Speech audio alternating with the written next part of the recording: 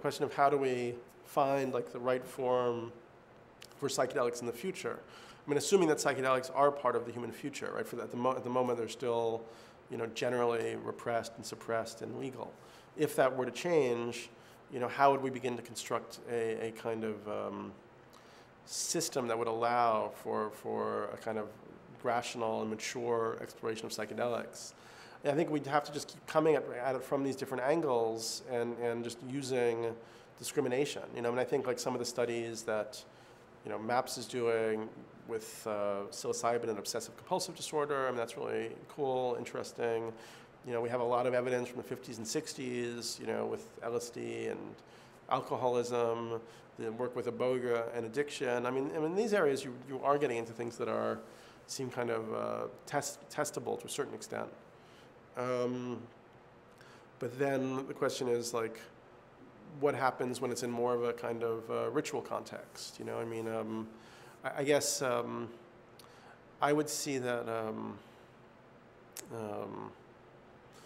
it's probably not for everyone. I mean, in the 60s, there was this idea that psychedelics, everyone should do it and drop out.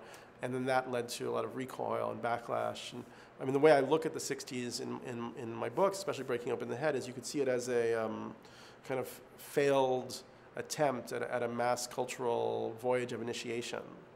So people would try to go out into these other realities, but they didn't have a basis for it. There weren't wisdom traditions and elders. There weren't like connections of shamanic lineages. So people would go out and they would kind of like smash apart. So even sophisticated people like John Lennon talked about how he took LSD until he destroyed his own ego, and that it took him years to kind of put himself back together.